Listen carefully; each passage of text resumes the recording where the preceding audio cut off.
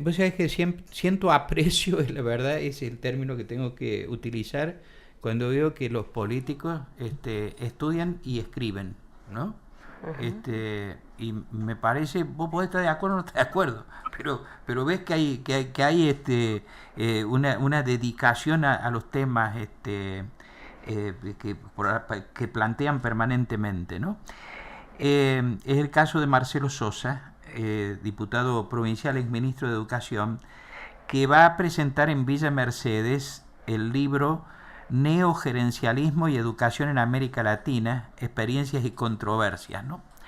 Esto va a suceder mañana en un centro cultural ahí en la ciudad de Villa Mercedes.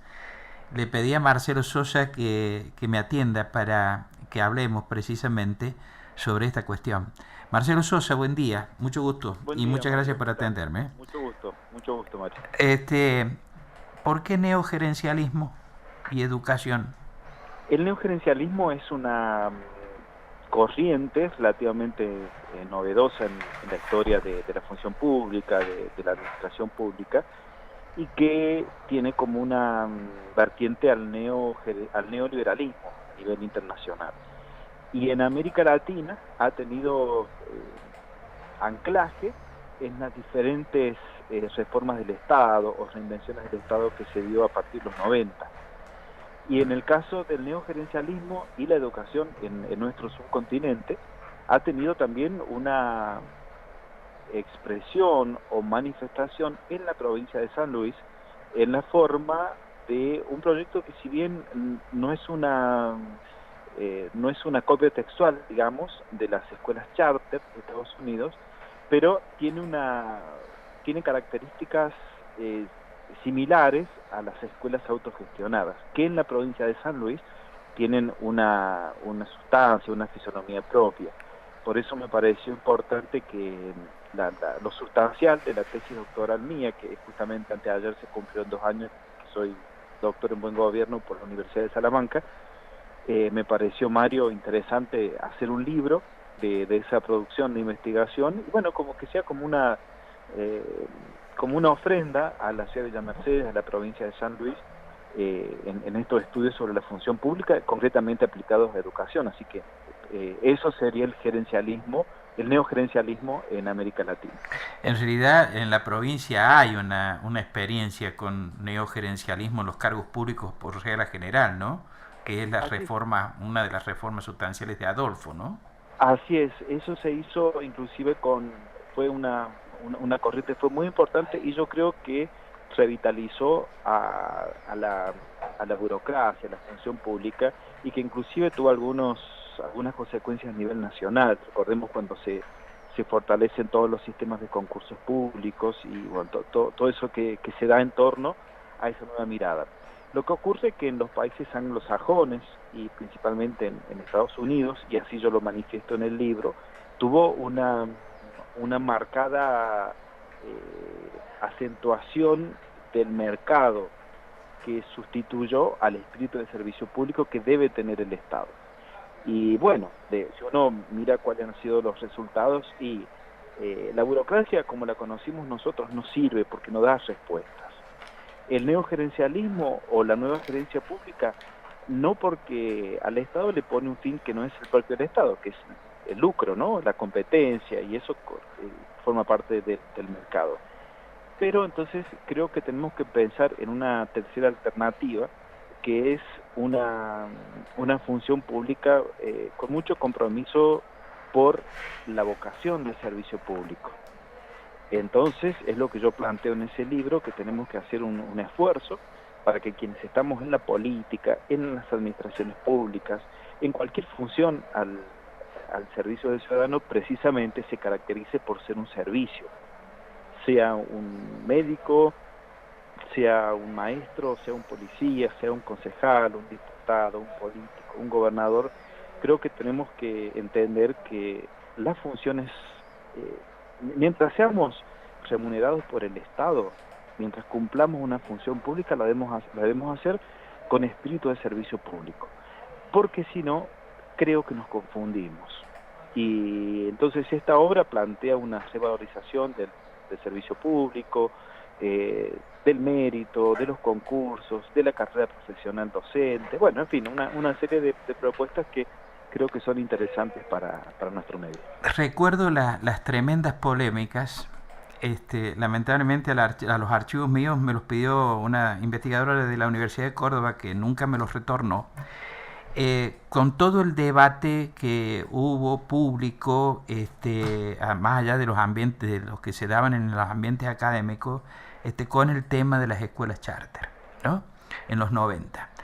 Me acuerdo que fue era realmente una polémica que parecían Batallas interminables, campales, ¿no? me dijeron alguna vez. ¿Eh? Batallas campales, me dijeron. Bueno, sí, también. Pero quiero saber finalmente cómo se valora la experiencia o cómo ha usted logrado valorar esta experiencia más allá de estas observaciones que nos hacía recién de que tratando en la función pública no hay que perder el sentido por lo público y por el interés de la gente, ¿no? Precisamente, Mario, lo que yo creo que hay que discutir, o que es un concepto abierto y que hay que seguir profundizándolo, es qué es lo público, ¿no? Cuando hablamos de educación, ¿qué es lo público? ¿Es el Estado? ¿Es que el acceso sea irrestricto? ¿Es que los sueldos los pague el Estado? Lo público es que no tengamos ningún tipo de discriminación en el acceso, en la permanencia de los cargos, o hay otras cuestiones que tenemos que replantearnos. Entonces, yo creo que lo público, a partir de los 90, está siendo reescrito. Concretamente, en el caso de las escuelas autogestionadas, que por supuesto reconocen su antecedente en las escuelas charter de Estados Unidos, pero que adquieren, como decía hace rato, una fisonomía propia, porque hay grandes diferencias con las escuelas charter y las escuelas autogestionadas. Y creo que la gran diferencia está atravesada por lo público, ¿no? Y yo creo que también las escuelas autogestionadas en San Luis nos invitan a redefinir la escuela tradicional, la escuela histórica, la escuela tal cual la conocemos, ya sea que pensemos en la Ley 1420 o en la Ley Nacional de Educación. Por eso creo que el libro, esta producción, invita a reflexionar. Tal vez, por supuesto, es probable que surja alguna polémica, pero creo que lo más importante es que nos invite a pensar, ¿no? Esto, porque Mario, todas estas construcciones, nosotros hablamos de los 90, bueno, nosotros, yo no tal vez, pero en ese tiempo, pero sí tal vez más recientemente, hemos sido artífices, hemos sido protagonistas. Entonces, ¿desde dónde nosotros nos posicionamos para intentar dar alguna de las respuestas que hoy necesita la educación? En cualquier nivel, sea la educación obligatoria o sea la educación superior universitaria. Estamos transitando el primer siglo de la reforma universitaria del 18 y muchas cosas están pendientes de cumplirse respecto de aquel anhelo de hace un siglo. Entonces yo creo que esta obra es una contribución al estudio de lo público en la provincia de San Luis, pero al mismo tiempo creo que nos invita a reflexionar. Creo que si se logra ese cometido, habrá valido la pena este gran esfuerzo. Y el resultado, digamos, de su aplicación en San Luis, ¿ha sido el que se había previsto cuando se diagramó este sistema de las escuelas autogestionadas o no? Yo creo que siempre cuando uno implementa un proyecto tiene muchas vicisitudes en el camino. Creo que el aporte que han hecho las escuelas autogestionadas en San Luis creo que es muy positivo. Creo que hoy están conviviendo en un escenario con las escuelas estatales públicas de gestión estatal, con las escuelas públicas de gestión privada. Creo que se han sumado, creo que están conviviendo y creo que también necesitan algún tipo de actualización de la normativa y de los esquemas de funcionamiento. Y estas propuestas, bueno, se hacen públicas en este libro, ¿no? Pero yo creo que todo lo que apueste, Mario, a revalorizar la educación como una gran herramienta de ascenso social es positiva. Y creo que en San Luis se ha destacado en muchísimas cuestiones que hacen a la innovación en educación, o por la fortaleza que tiene el sistema educativo, y hablo en general, incluyendo al sistema universitario. Creo que tiene muchísimo prestigio y creo que tiene muchísimo para dar. Y creo que estas obras o estas producciones que parten desde la humildad que la escribe, en este caso, uno de nosotros, que vengo a hacer yo, pero que no que sinceramente cree que invitando al debate, a la reflexión, a cuestionar ciertas circunstancias o ciertos aspectos que parecen que son pétreos, bueno, discutámoslo. Tal vez de esa discusión salga una propuesta superadora.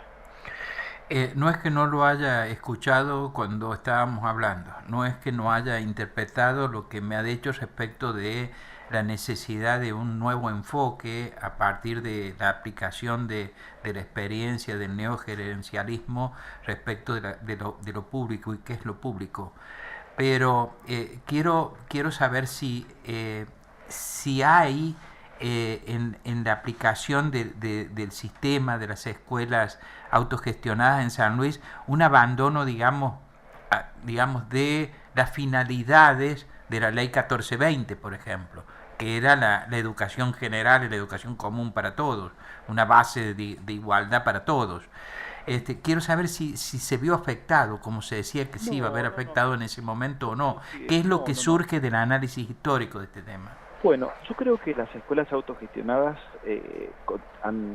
y ejercen una poderosa contribución al enriquecimiento del espectro o de esta variada oportunidad que hay en el sistema educativo en Argentina, porque este modelo de escuelas autogestionadas no existe en otra parte del país. Hay alguna experiencia en Chile, se puede ver algo en Brasil, en Colombia, algo en México y por supuesto en Estados Unidos, pero esto es una propuesta propia de San Luis. Si bien abreva o se sustenta en las escuelas charter, tiene una forma de trabajar. La naturaleza jurídica es distinta de las escuelas autogestionadas.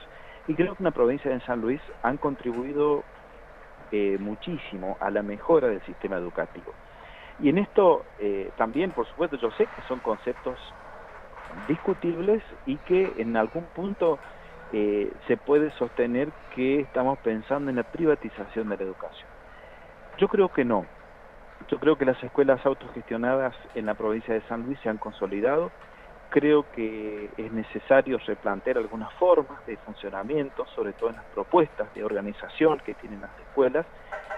No creo tampoco, Mario, en la competencia entre las escuelas.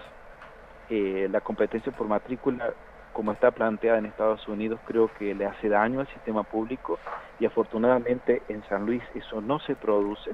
Y habría que, bueno, trabajar la legislación para vedar el acceso a todo lo que sea la mercantilización de la educación en términos generales en la provincia. Creo que con la actual normativa de las escuelas autogestionadas, creo que es bueno. Creo que se ha entendido en San Luis que la educación es un bien público y que hay que protegerlo contra los embates del mercado, sobre todo en este tiempo, hoy diciembre de 18 de 2018, y creo que al mismo tiempo es una construcción histórica y una construcción colectiva.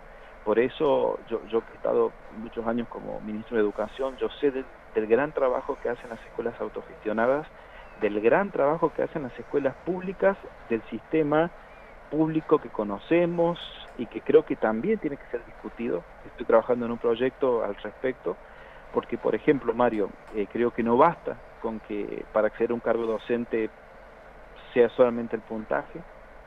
Creo que tiene que haber una merituación en el desempeño, en la habilidad, en el desempeño docente frente al aula o frente a un establecimiento educativo, y creo que es el paso que tenemos que dar en la educación obligatoria de la provincia de San Luis. Pero eso va a generar una polémica tremenda de nuevo. El estatuto de docente, etcétera. Sí, por supuesto, pero hay que darlo. No puede ser. Yo, por ejemplo, yo me presento a concursar para un cargo de maestro de grado. Si yo tengo el título y que me habilita y el mayor puntaje, listo. Ahora, yo sé dar clase, sé pararme frente a un aula con 30 niños de 6 años. o yo me presento para un cargo de director. Bueno, tengo las habilidades, tengo el manejo de grupo. Bueno, son algunas respuestas que creo que hay que darlas, o por ejemplo la evaluación de gestión. Pero yo voy más allá, Mario. Y en la política yo puedo hacer bien o mal las cosas y no pasa nada. Sí, Yo puedo efectivamente. ser un mal profesor y hacer el mal, no hablo en el sentido de hacer un mal humano, ¿no? Pero puedo estar enseñando el error durante 30 años y no pasa nada. En la universidad, en el nivel inicial, puedo ser en la medida que yo no incurra en una falta de disciplina, no pasa nada. Si yo puedo ir surfeando Ajá. para no incurrir en ninguna falta que establezca el estatuto, no pasa nada. Ahora, y esos alumnos que a lo largo de 30 años fueron pasando por las aulas y yo les fui enseñando el error, o peor aún, O no enseñando bien, porque no, a lo mejor uno exacto, puede ser muy capo en algo, pero no necesariamente tiene la no pasa capacidad para nada, transmitir. no pasa nada. Entonces, yo creo, y eso si lo trasladamos a la política, uf, Este, no pasa nada. Yo creo que ese no pasa nada es donde tenemos que trabajar en lo que sería la responsabilidad ciudadana, que puede ser rendición de cuentas, puede ser accountability, puede ser, digamos, algo que nos diga a nosotros, a ver, Sosa, usted dijo que iba a hacer esto, lo hizo. Eso nos permitiría evaluar otras cosas. eh, Creo que estamos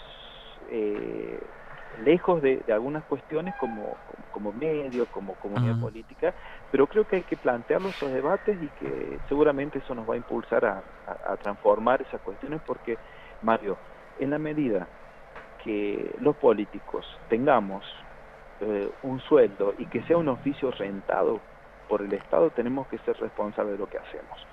Y creo que eso nos tiene que impulsar a la mejora continua ujú.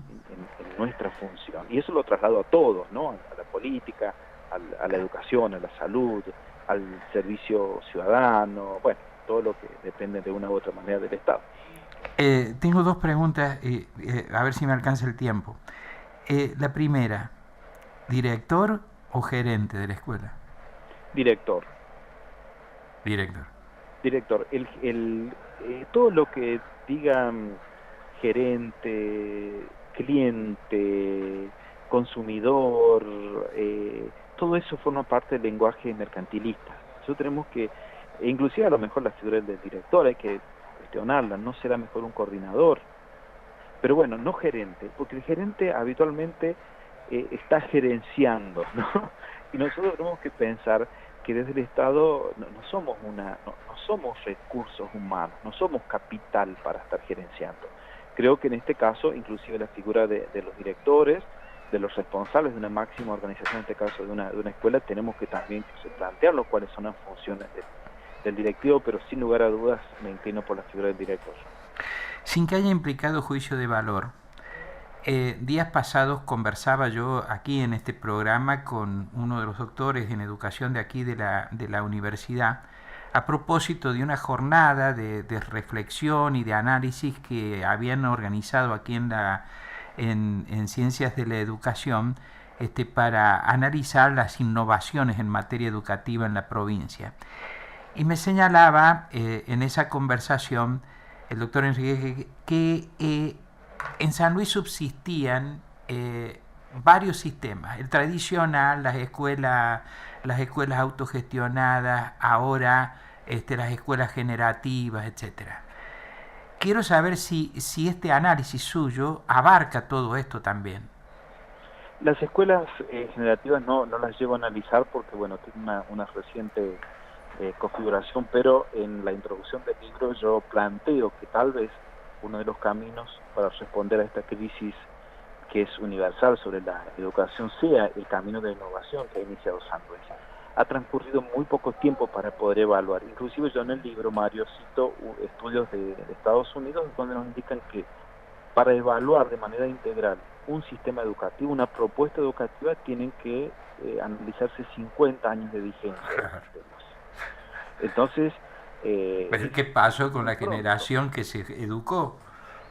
Claro, claro, porque no es solo el desempeño a fin de año en matemáticas. Claro, Hay que ver desde el nivel inicial, hay que llevar hasta la universidad, y en la universidad hay que ver la especialización y cómo ha sido, en el caso, la reinserción laboral del ciudadano. Y cómo después ha sido su vida, ¿no? Por ejemplo, en Estados Unidos, sin ir más lejos, ¿no? En España, un sistema que yo conozco, se evalúa al estudiante, mientras está estudiando se evalúa al docente, se evalúan a las empresas o al sector público donde ha trabajado, o donde está trabajando, donde se ha podido insertar ese profesional.